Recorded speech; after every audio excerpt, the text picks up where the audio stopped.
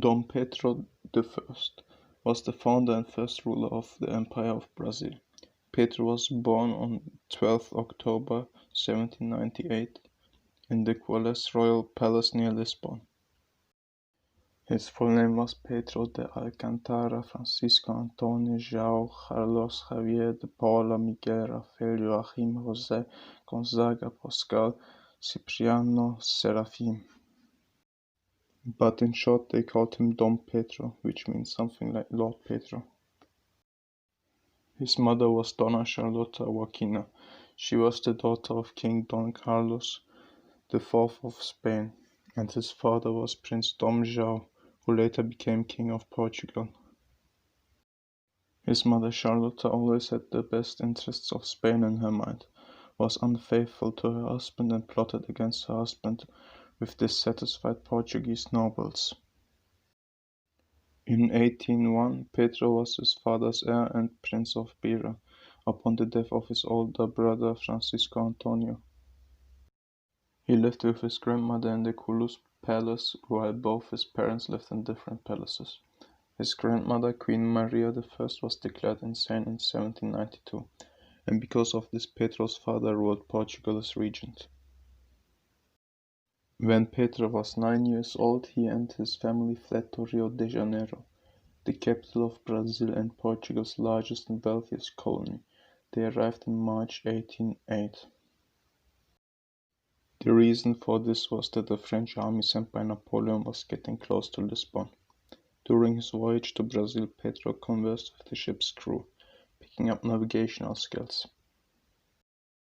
Although Pedro and his father weren't very close, Pedro loved him and hated his mother Charlotta Joaquina due to her extramarital affairs. He would openly call his mother the B-word.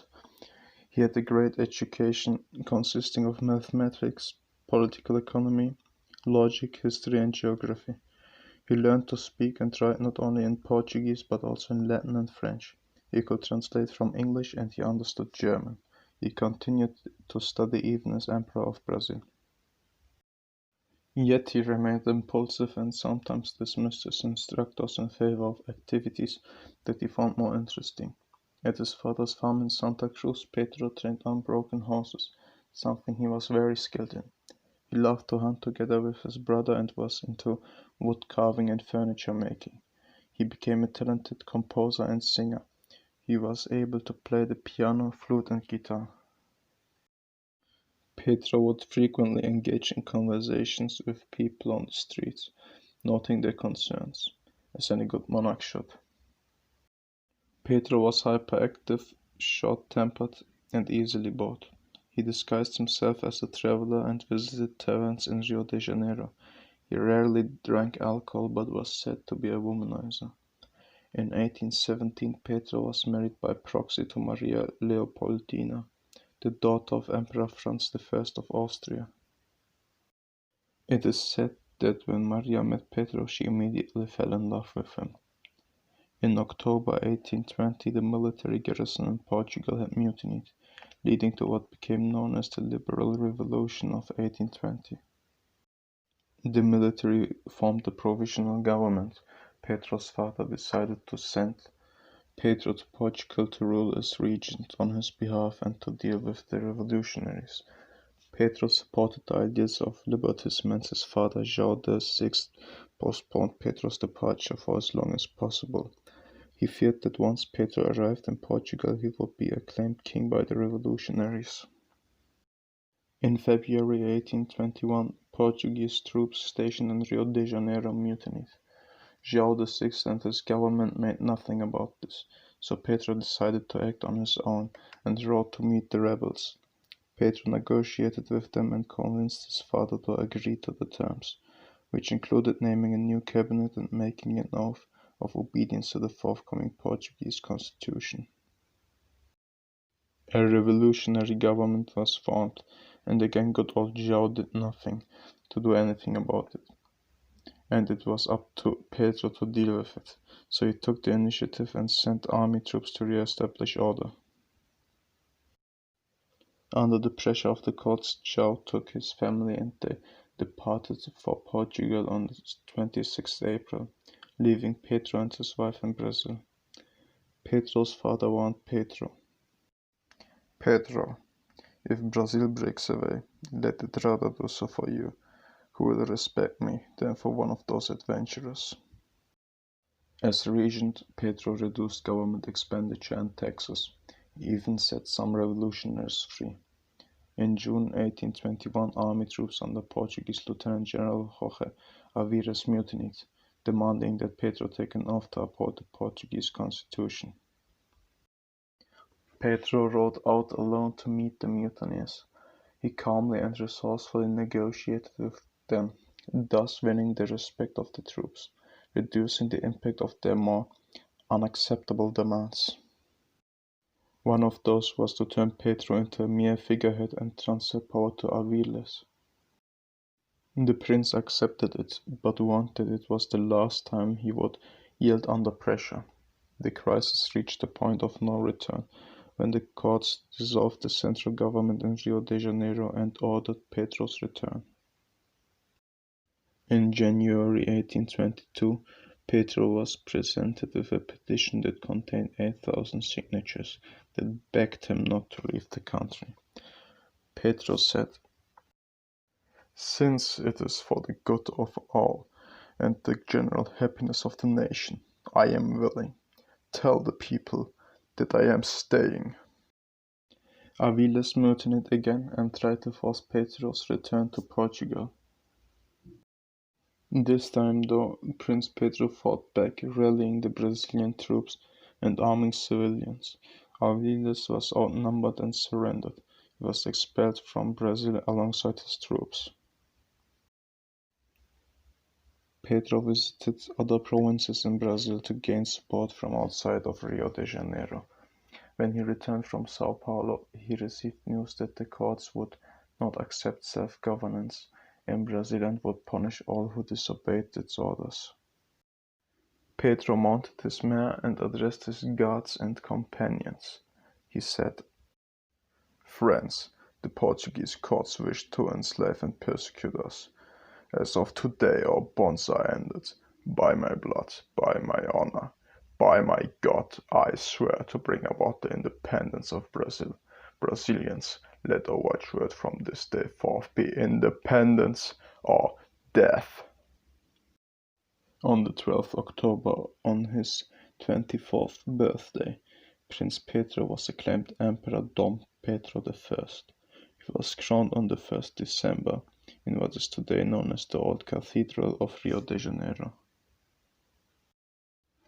He had to force the submission of several provinces, and the last Portuguese holdout units surrendered in early 1824. On the grounds of inappropriate conduct, Pedro dismissed his minister Bonifácio. Bonifácio's enemies tried to win over the emperor. They even introduced Pedro into Freemasonry in August 1822 and later made him Grand Master in October, replacing Bonifácio, who previously held that position. Bonifácio started slandering Dom Pedro in the General Assembly, which had been elected for the purpose of drafting a constitution. Bonifácio claimed that Dom Pedro was secretly working for Portuguese interests. Dom Pedro would have none of this, and just ordered the dissolution of the assembly and called for new elections in November 1823. Pedro created a newly established Native Council of State that was in charge of composing a constitutional draft. Copies of the draft were sent to all town councils, and the vast majority voted in favor of its adoption as the constitution of the empire. A small rebellion broke out which Pedro easily suppressed. 16 rebels were tried and executed, while the emperor pardoned the rest. In August 1825, Portugal recognized Brazilian independence after long negotiations. The treaty demanded for reparations to be paid to Portugal. Brazil had to pay Portuguese citizens who resided in Brazil for the losses they had experienced, such as properties that were seized. The treaty also gave João the right to style himself as Emperor of Brazil. The treaty also claims that Brazil got independence thanks to João's generosity, instead of gaining it by force of arms. Which was worse was that the British Empire was rewarded for its role in advancing the negotiations by gaining favorable commercial rights and forcing Brazil to abolish slave trade in 4 years. These demands crippled the Brazilian economy. A few months later, in March 1826, Pedro's father João passed away, which made Pedro the King of Portugal. He became King Dom Pedro IV of Portugal. But Pedro knew that unifying both nations would be unacceptable to the population of Portugal and Brazil, so he abdicated his throne in favor of his oldest daughter, who became Queen Dona Maria II. Being an emperor is much cooler anyways. Portugal was required to accept the constitution which Pedro had drafted, and Maria II had to marry his brother Miguel. Pedro still looked after Portugal's diplomatic matters as well as its internal affairs. Pedro's brother Miguel had himself declared King Dom Miguel I of Portugal, and there were rumors that Miguel had killed João. A southern province of Brazil declared independence in 1825, leading to the Cisplatine War, which was fought between the Brazilian Empire and the United Provinces of the Rio de la Plata. The Empire lost 8,000 people in this war, and the United Provinces lost 2,200 people in this conflict. The United Provinces of Rio de la Plata urged the local populace to rise up against Brazil. The United Provinces defeated the Brazilians on the Uruguay River at the Battle of Juncal, and later beat off a Brazilian attack on Carmen de Patagones. On land, General Carlos Maria de Alvar invaded Brazilian territory and started a series of skirmishes. Pedro I of Brazil planned a counter-offensive in late 1826.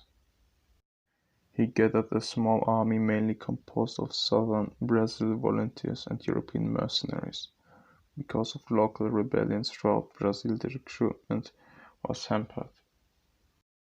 The emperor had to relinquish direct command of his army and return to Rio de Janeiro. He bestowed command of his troops to Felisberto Caldeira Brandt. The Brazilian counteroffensive was stopped and Brazilian troops were prevented from marching on to Buenos Aires. Argentine troops no longer managed to operate in Brazilian territory. In August 1828, Pedro relinquished Cisplatine and the province became the independent nation of Uruguay. In December 1826, Pedro's wife Maria died and Pedro deeply missed her. He knew that he didn't treat her right. In June 1828, he sent his mistress Domitila away from Rio. He decided to marry again, but his marriage proposals were declined due to the bad reputation he had in Europe. Eventually, he allowed his mistress to return to Rio. But once a marriage was arranged, he ended his relationship with his mistress, and she returned to her native province of São Paulo. He married Amelie of Leuchtenberg in 1829. He had no more affairs and remained faithful to his spouse. He also made peace with his old enemy and former mentor and minister José Bonifácio. In 1831, Pedro fired the Liberal cabinet, which caused protests in Rio de Janeiro. First, Pedro didn't give in, but then his army, troops and guards joined, and Pedro gave in. He decided to abdicate and go back to Portugal to help his daughter out. To the people of Rio, he sent a messenger.